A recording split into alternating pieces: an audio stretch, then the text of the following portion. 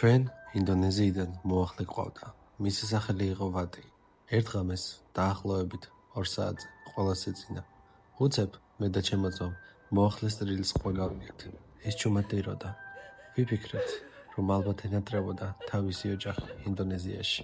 ამიტომ უბრალოდ არ მივაქციეთ ყურადღება და ისევ დავიძინეთ. მეორე დღეს, იმავე დროს, დაახლოებით ღამის 2 საათზე, ის ისევ ტიროდა. ეს 3 თვის განმავლობაში გაგრძელდა და ამის შესახებ ჩვენ მშობლებს ვთხარით. ისინიც ამაზრზე იყვნენ, რომ მას ალბათ ენატრებოდა თავისი ოჯახი. ერთ საღამოს 9 საათზე მე და ჩემი ძმები მესაღებში ვისვენებდით. ჩვენი მოახლე სამზარეულოში იყო და ჭურჭელს რცხავდა. მამა ჩემი სამზარეულოს დათვრას სვლიდა და უცებ მამა ჩემმა ჭრტილი დაინახა, რომელიც საკურსნაოში იმყოფებოდა. მამა ჩემს ეგონა, რომ ეს ერთ-ერთი ჩვენგანი ვიყავით, რომელიც თამაშობდა. მამა ჩემმა ძმას დაუძახა, შეგიძლია თუ ჯდა ნათურა ამომიღოთ, მაგრამ არავინ უპასუხა. შემდეგ მამა ჩემმა დაიყვირა.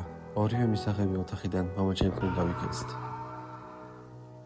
მამა ჩემი სამზარეულოს ნათურას სვლიდა და უცებ მამა ჩემმა დაინახა ჭრტილი, რომელიც საკურსნაოში იმყოფებოდა.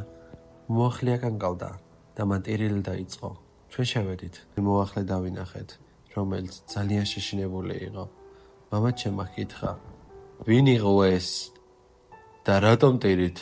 შემდეგ მოახლემ აუხსნა, რომ ეს მისი მეუღლე იყო ინდონეზიიდან. მამა ჩემს სთხოვა, რომ მისთვის დაერეკა. მაგრამ მოახლემ განაცხადა, რომ ეს არა ადამიანი, არამედ სული იყო, რომელიც მის დასაცავად გამოიძახეს. ამის შემდეგ მამა ჩემმა ახლომდებარე სასტუმროში წაგვიყვანა და მან ეგზორცისტები გამოიძახა, რადგან ეს სული გაედევნებინათ მის სახლიდან.